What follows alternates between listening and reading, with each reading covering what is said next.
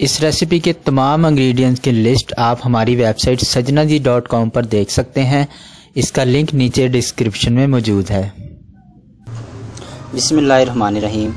2 kilo हमने beef लिया है।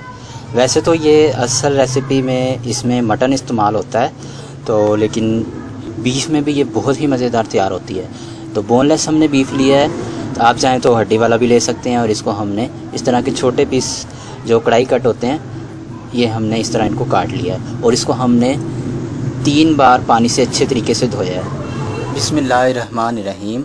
सबसे पहले हमने करीब 100 ग्राम घी लेना है। घी में कढ़ाई ज़्यादा अच्छी बनती है, कुकिंग ऑयल में इतना अच्छा जायका नहीं आता, लेकिन अगर आप कुकिंग ऑयल में बनाना चाहते हैं तो बना सकते हैं। तो इसको हम हल्का सा गर्म करेंगे। इसमें हम 1 चम्मच नमक शामिल कर रहे हैं और अपना ये बीफ शामिल कर रहे हैं इसमें। इसको हमने ठंडे घी में डाल दिया था। ठंडे घी में डालने से ये फ़ायदा होता है कि गोश्त जो है वो हमारा बर्तन को चिपकता नहीं है।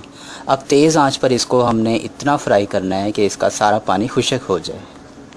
देखें, गोश्त हमारा अच्छी तरीके से पक रहा है और इसका पानी सारा बाहर निकल आया है। इसको इतना पकाना है कि गोश्त का हमारा पानी बिल्कुल खुश्क हो जाना चाहिए। इस तरह पानी खुश्क करने से गोश्त की सारी स्मेल जो है वो निकल जाती है। और ये देखें, गोश्त का हमारा सारा पानी खुश्क हो चुका है। तो इस मौके पर अब हम इसमें करीब 2 से 3 लीटर पानी शामिल करते हैं। अब इसको तेज़ आंच पर हम गलने के लिए छोड़ देंगे। अपने गोश्त के मुताबिक आप पानी कम ज़्यादा कर सकते हैं। इतना पानी हमने रखना है कि हमारा गोश्त गल जाए और पानी खुश्क हो जाना चाहिए। हमने करीब 2.5 लीटर पानी शामिल किया है और इसको ढक के रख देंगे जब तक ये गल जाए। तेज़ आंच पर पकाएंगे। और ये देखें, पानी हमारा खुश्क हो चुका है और गोश्त भी हमारा बहुत अच्छे तरीके से गल चुका है। अगर आपका गोश्त नहीं गला तो आप इसमें मज़ीद पानी डालकर और गला लें इसको। तो हमारा गोश्त तैयार है। इसमें थोड़ा थोड़ा सा पानी बाकी है। इस मौके पर हम इसमें अपने मसाले शामिल करते हैं। ये हमारे पास 400 ग्राम दही है, ये शामिल कर देंगे। 2 चम्मच लहसुन और 1 चम्मच अदरक, इसको हमने पीस के इसका पानी बना लिया है, ये भी शामिल करेंगे। 1 चम्मच पिसा हुआ धनिया और 1 चम्मच ज़ीरा, पिसा हुआ भी शामिल कर सकते हैं, साबित भी शामिल कर सकते हैं। और 3-4 कटी हुई सब्ज़ मिर्चें शामिल करेंगे।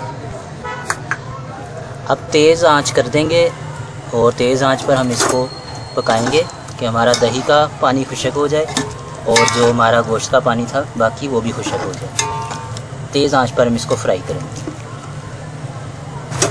और ये देखें, ये बहुत जोशो खरोश से इसमें उबाल आ रहा है। तो बस इसी तरह हमने इसको पकाना है जब तक इसका पानी खुश्क हो जाए। वक्फे वक्फे से इसमें चम्मच भी चलाते रहेंगे। जब इसमें थोड़ा सा पानी रह जाए, देखें अभी बिल्कुल खुश्क नहीं हुआ है, तो इस मौके पर हमने इसमें करीब 100 ग्राम घी शामिल करना है। घी में कढ़ाई ज़्यादा अच्छी बनती है, तो इसलिए घी शामिल करें। तो इसको अब अच्छी तरीके से हम फ्राई करेंगे।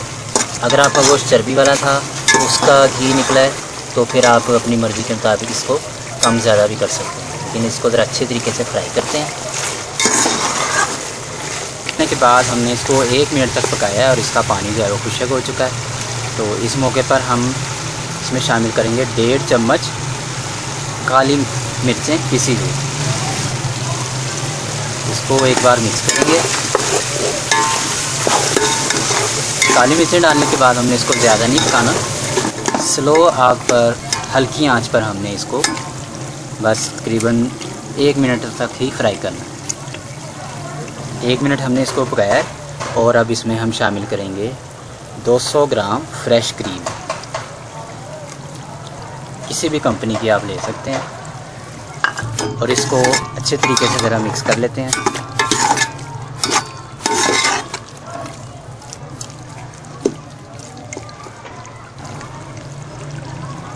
मिक्स करने के बाद हम इस पर थोड़ा सा अदरक डालते हैं, थोड़ी सी कटी हुई सब्ज़, थोड़ा सा सब्ज़ धनिया